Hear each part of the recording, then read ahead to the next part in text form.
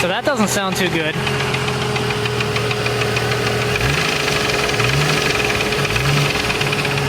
Yeah. Doesn't sound good at all.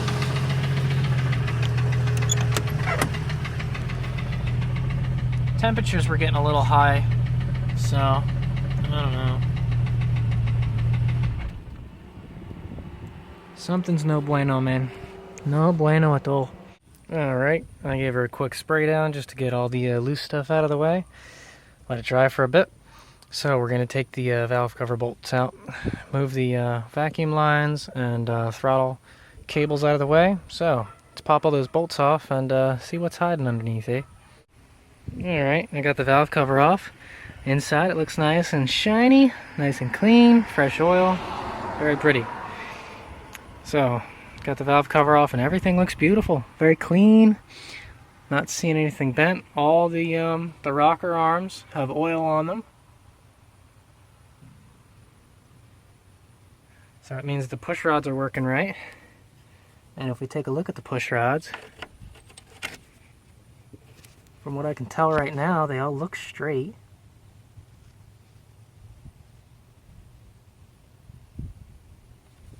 I don't know. Tried pushing on these and wiggling around, and they all seem like they're kind of in there. It's hard to get a good look at the engine because the Jeep's so high up, but I don't see anything sticking out at me. Everything's connected. None of the springs are cracked. Looks like all the valves are up where they should be. It's not like they're hanging down. So something's just got to be a little loose. So I think everything's connected and out of the way of the rockers. So I'm going to attempt to start this thing up and see if it doesn't blow up, I guess.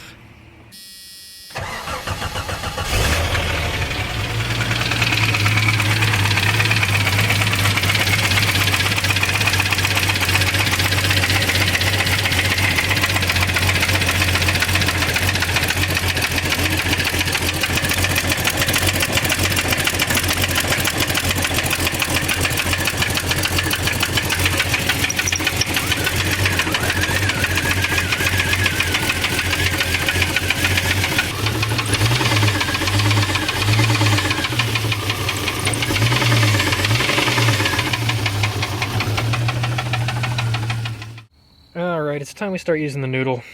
I think I'm going to take the spark plugs out and take a gander at what they're all showing, because maybe it's a cylinder not firing or something, you know? Maybe something's just no bueno. So, got all the spark plugs popped out. So, here they are. In order, this is number 6 and this is number 1. So, if we take a gander at them all, got a light brown color, I believe that's what you're looking for. A little darker on the other side. Now this one over here, this one's real black. Bit sooty. So, I don't know. It looks like all the pistons have a lot of black stuff on the top of them. I wish I could get you in there good, but you can see the black suit. I mean, it was running pretty rich for the first however many miles or so that I was running it because of the injectors, so maybe that's a bunch of carbon or hydrocarbon deposits or something, I don't know. Still not learning much. We could do a compression test.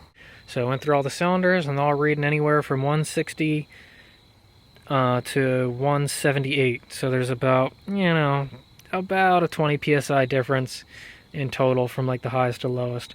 Now the 6-cylinder was the lowest, not by much compared to the others. It was at like 159, 160. Two of them were 162. There was a 175, 178. Now, something interesting that I found out, not from the numbers, but just the sound. When I ran cylinder number 6, you could actually hear the clunk. So you could hear ka-tunk, ka-tunk, ka-tunk. So, it looks like cylinder 6 is definitely our culprit. And I'll let you have a listen to it as well.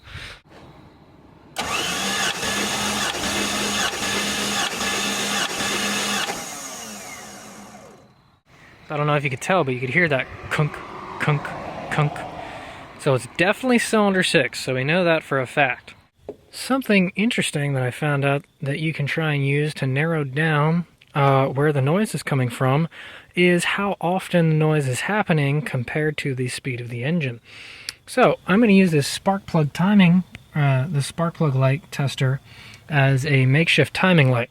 I know that 6-cylinder is most likely my problem issue, so I have this hooked up to this 6th spark plug. So what we're going to count or figure out is how often the noise happens compared to the light. If it's happening once per every light cycle, then it's half engine speed. If it happens twice per every light blink, then it's regular engine speed. So by figuring this out, we might be able to narrow down to what part of the engine is causing our issues.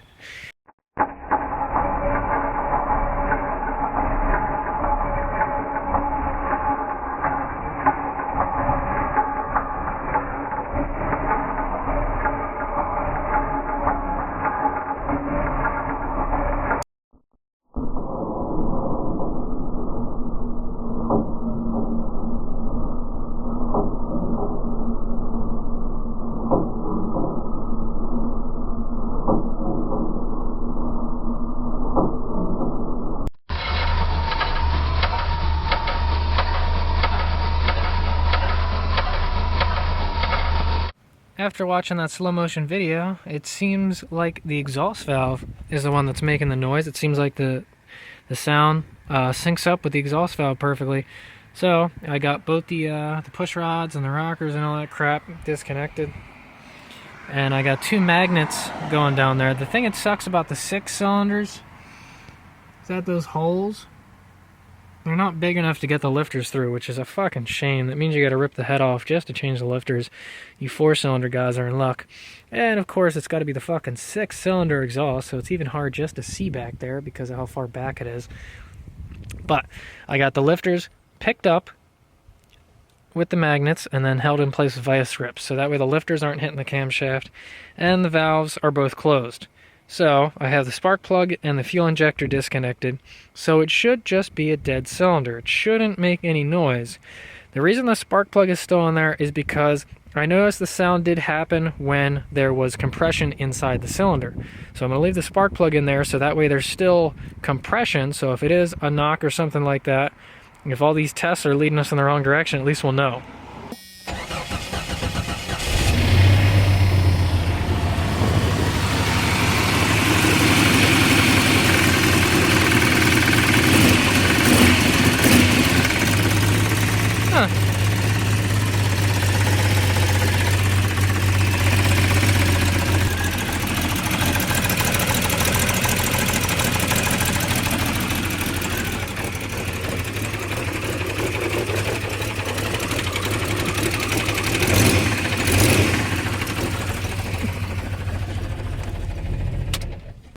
Alright, next we're going to try backing off the rocker bolts and see if the noise changes.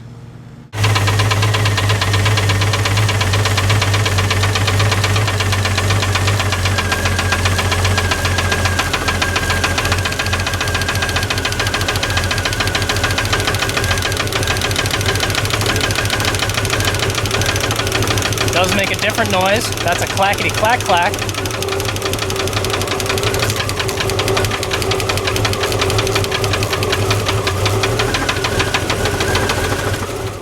One of the things that we can test is the camshaft lobes to see if any of them are worn out or grinded down. Something's just not right with them.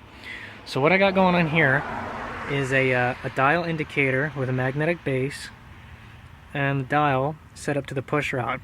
Now you can't just set it up on top of the rocker because the problem is with all the spring pressure, it'll force your lifters to bleed down and then you won't get accurate readings. So the most accurate way that you can do this is this way, having it set up on the push rod, and you want it to be as straight as possible. It doesn't have to be perfect, but the closer the better. And then what you're going to do is you're going to rotate the crankshaft so that it's as low as it can go, set the dial to 0, and then you're going to rotate the crankshaft and see the max lift. So I'll show you what that looks like.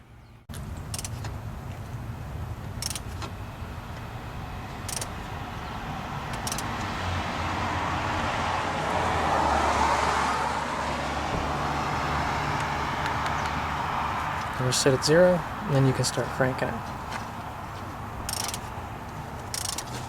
1, 2.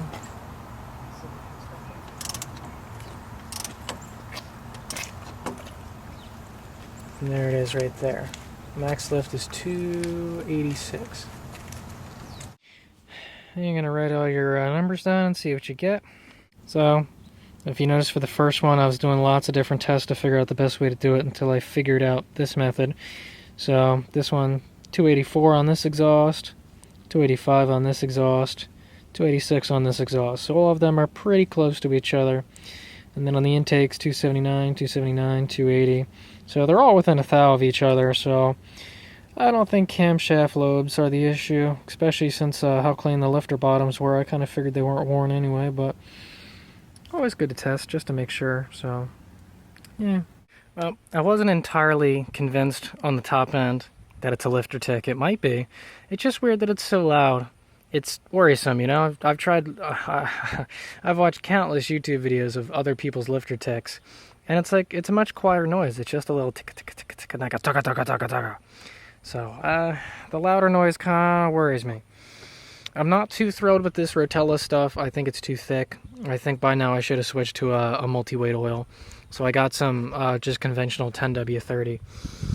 So we're going to drain the oil, and I'm going to take the oil pan off at the same time, because I've gotten some fears of, oh, well, what if it's a piston skirt cracked, or, you know, what if it's a rod knock, or one of the bearings are spun, or something like that.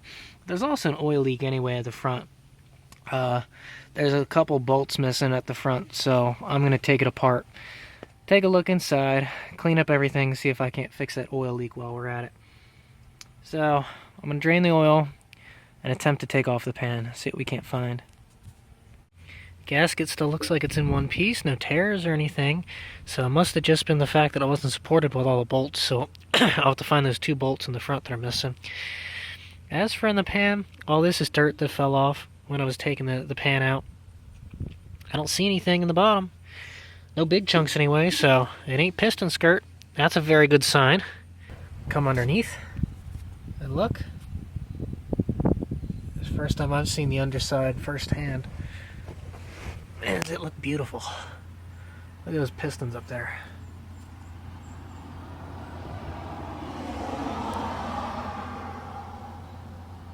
Aren't they gorgeous? Gorgeous, darling.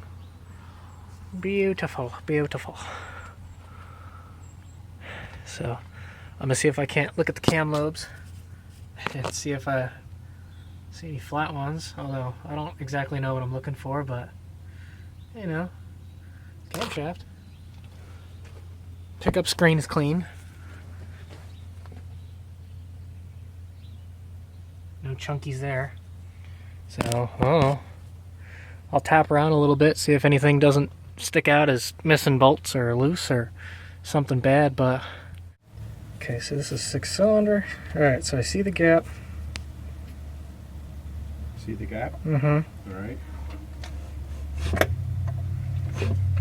Oh yeah, look at that. Yeah. I don't think it's supposed to do that. None of the other ones do that. Do that a couple times.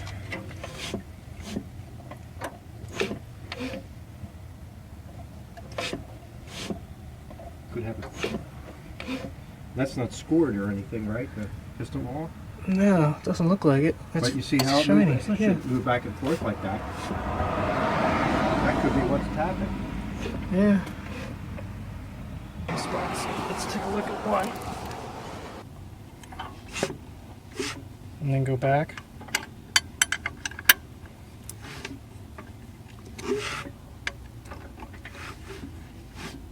Huh.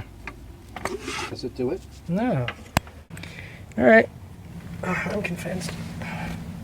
Sounds a lot like number 6.